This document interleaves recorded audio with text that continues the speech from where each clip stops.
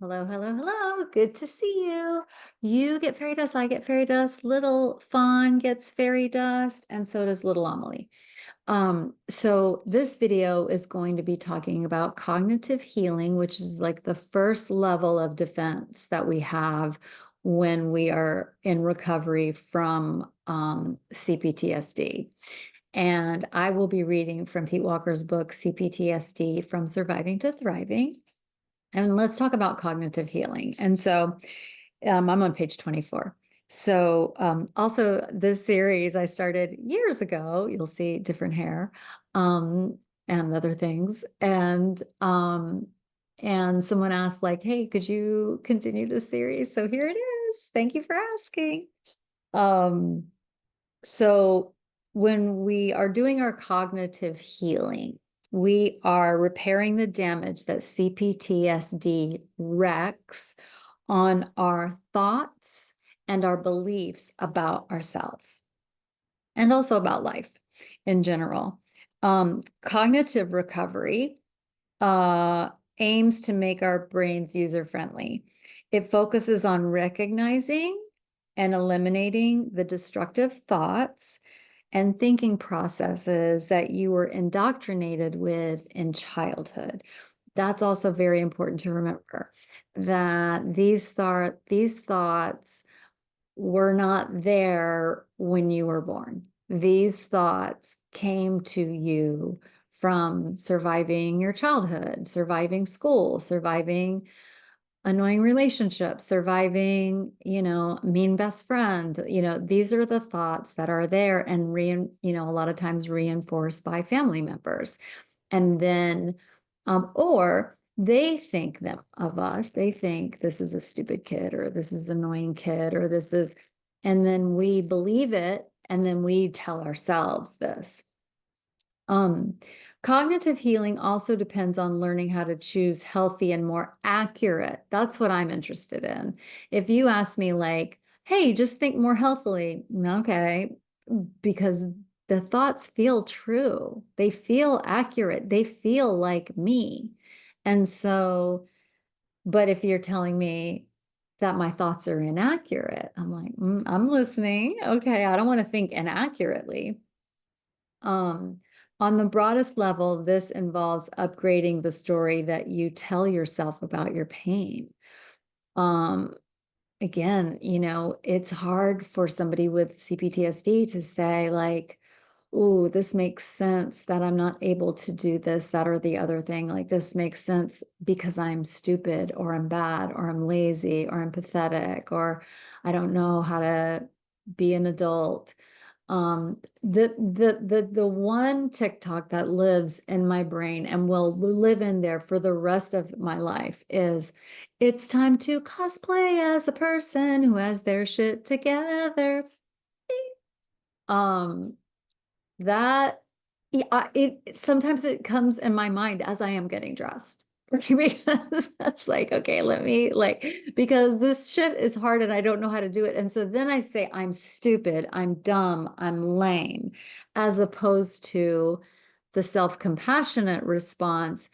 And even you can even, instead of saying self-compassion, because that's hard too, you can say, the more accurate response is, oh, I have trauma and it makes sense that this would be hard. Like this is bad thoughts about ourselves and assuming the worst about ourselves is like textbook CPTSD.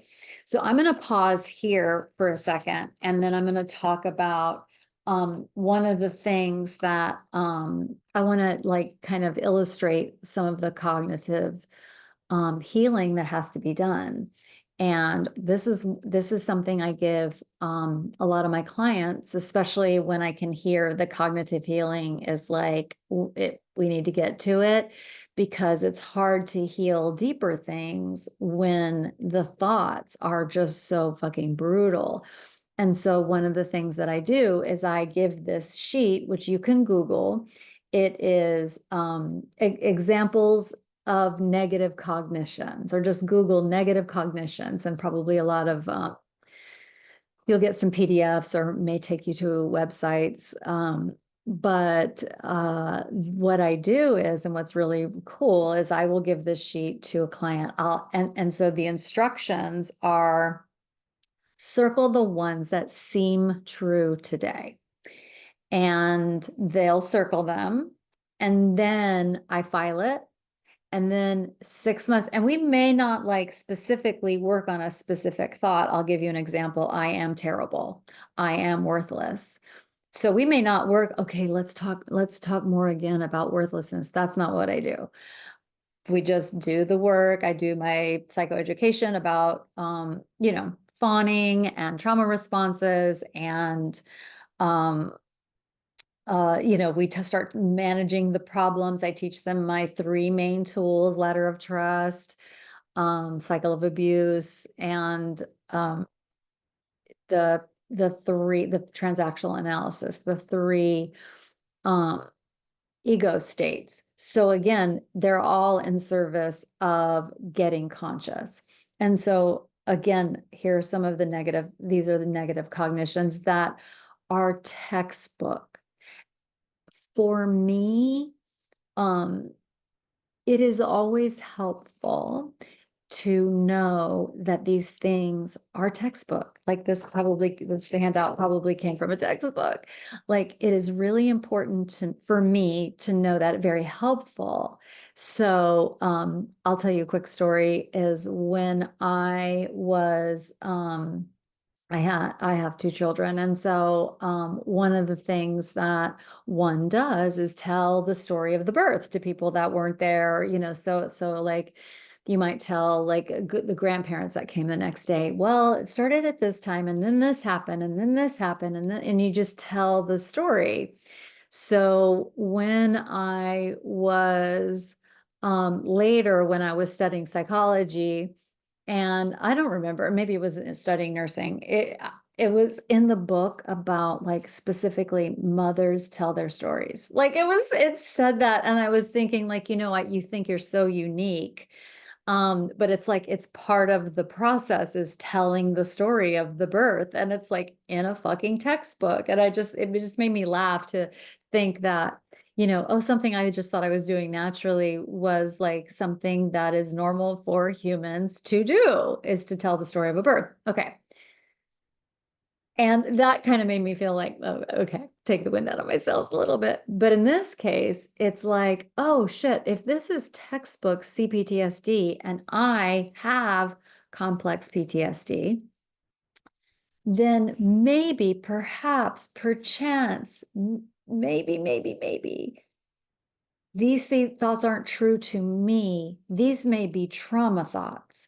And so this is when the idea of a inner saboteur, or I also call it the internalized trauma voice. So it's not Elizabeth saying, I'm a bad person. I don't deserve good things. I deserve to be miserable. I'm worthless. I can't trust myself. I'm in danger. I'm not in control. I'm weak. So these are all negative cognitions. And so it's like, oh, maybe I'm actually not weak. Maybe I have trauma. And so my trauma makes me think that I'm weak. Wait, what the fuck? The next thing that I would do, which is also a tool that I use, is then I start to test these thoughts for reality. And so reality testing is the thing that happens in CBT, cognitive behavioral therapy. And so it's like, I am weak. Okay. I really like Byron Katie's tool, the 4 questions. You can Google that. But her first question is it true?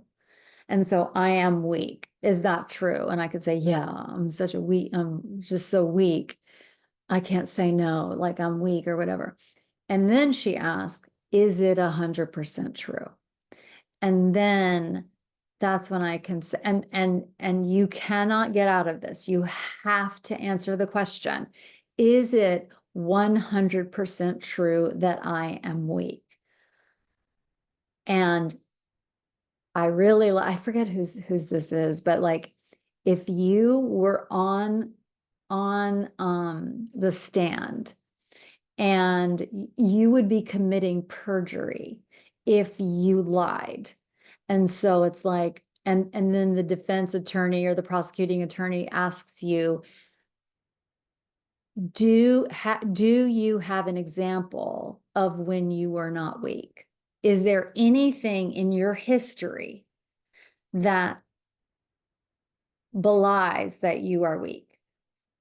And then I'd have to say something like, okay, well, I ran 2 marathons, so that's not like actually a big deal, but like, I guess you could say that is somebody that could do that is not weak. I can, throw a kettlebell.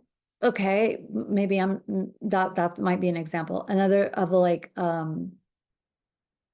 have a couple of degrees like that, like I have a master's degree. Okay, that might be an example of where I wasn't weak.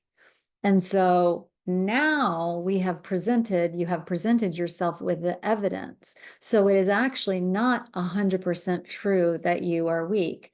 If this is a thought you have that you are weak, you're on the stand, is there anything in your history that would not apply to what a weak person does? The fact that you're fucking surviving, bitch, you ain't weak. I can tell you that right now. Okay. So once we introduce the I am, I actually, it's not 100% true that I am weak.